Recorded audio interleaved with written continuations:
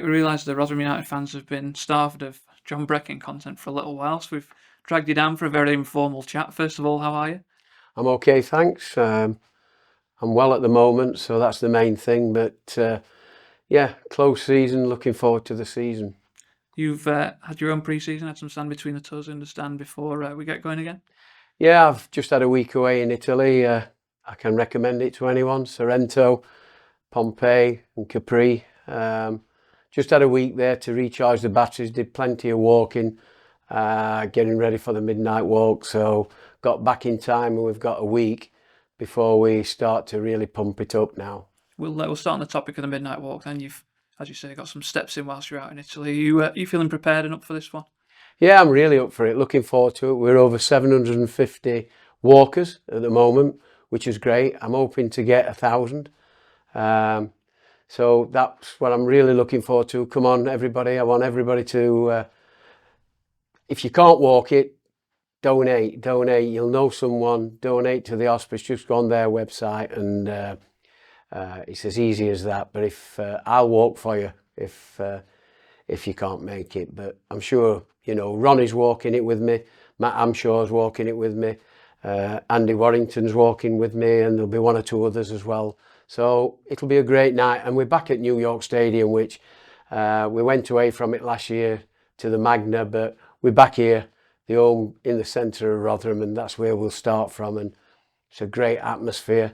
Everyone there is walking in memory of someone, so it means a hell of a lot. And it's a family atmosphere where we're walking around and chatting to people that we've all been through the same thing, a bereavement, either a friend, a loved one, a mom, a dad, you name it, it'll touch someone. It's 30 years coming up, the anniversary of the hospice. So, and not only that, Sam, we need £10 million now, £10 million a year, it's rose. And that's because of the living wage has gone up and the national insurance now has gone up. And we only get 37% off the government. So, you know, you've got to work that out. We're looking to make £6 million a year to keep the place going. And it belongs to the people of Rotherham. It belongs to us, nobody else. It's a wonderful place, as you know. The staff there are fantastic. You go in there and, you know, they really do look after the people that are going through probably one of the worst times in their life. So it's a must we keep it going. And you say this all the time yourself, but the Rotherham people, every time you issue a rallying cry like this, they always come through for you, don't they? It's not the most affluent area in the world, but it's almost as if they give the last penny to keep things like this going. No, we're not a rich town, we know that, but the people are fantastic. You know, every time I do a fundraising, or the hospice do fundraising as well, people just go a little bit above and beyond. They do really come out and support the hospice, and we keep beating the drum, but the Rotherham people are fantastic.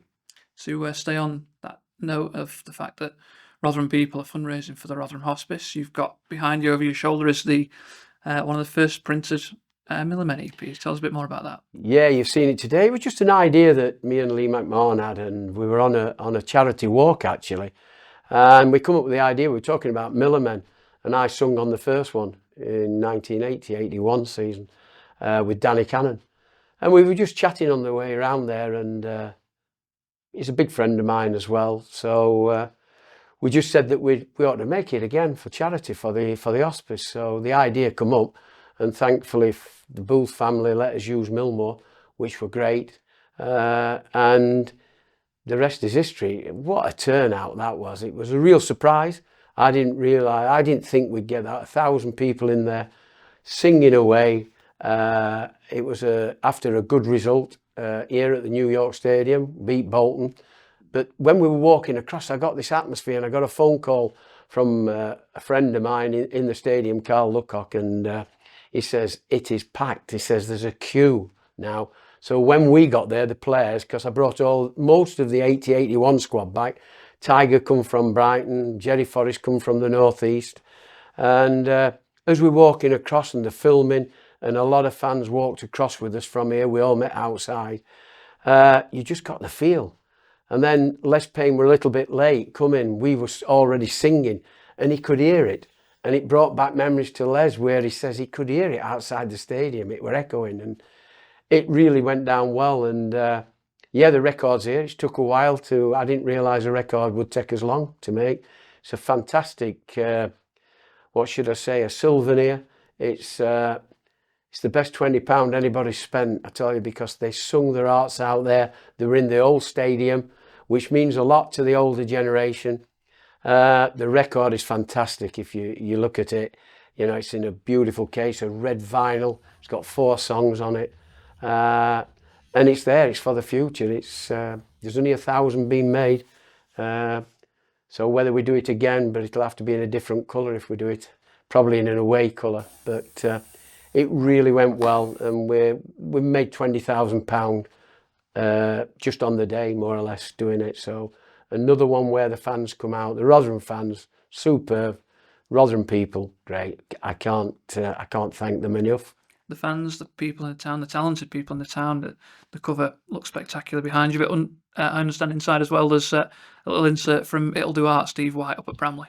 Steve has done a beautiful places in Rotherham like Clifton Park, the Cutlers pub, which most of the supporters on match day go in there.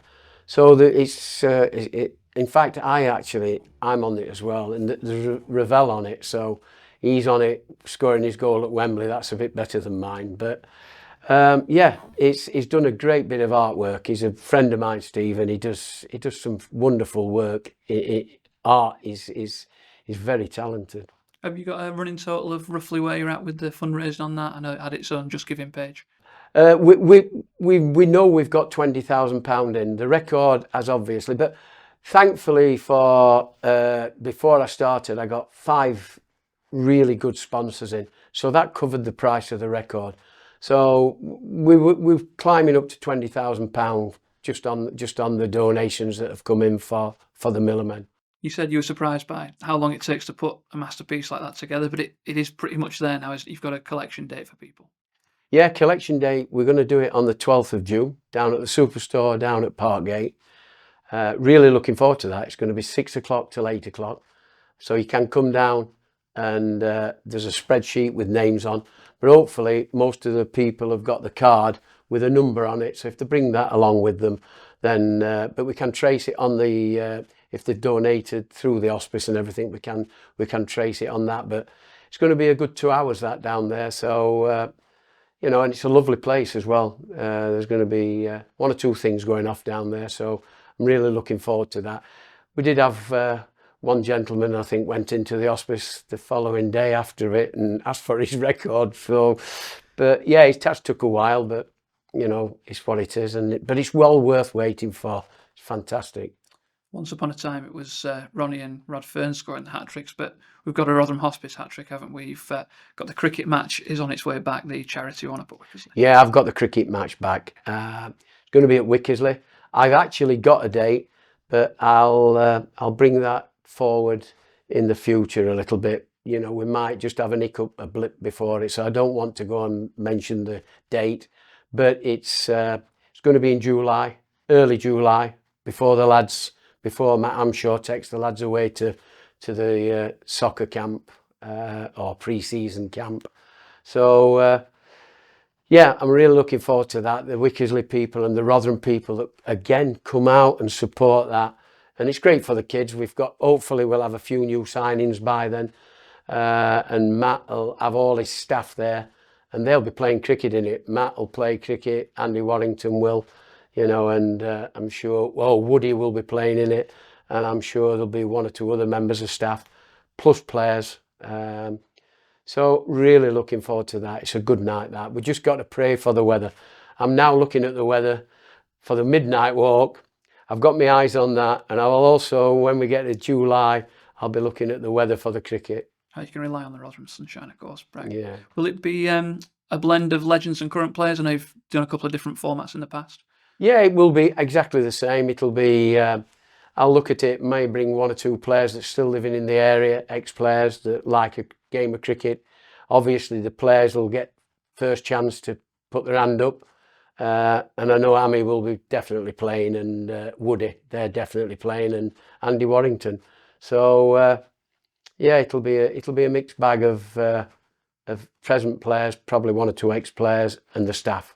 You'll have to remind me as well. Are we trying to reclaim the Hospice Cup? Are we defending the Hospice Cup? No, we won the cup the last time, so I think we've lost it once while we've been doing it. But yeah, it gets a little bit tasty when we.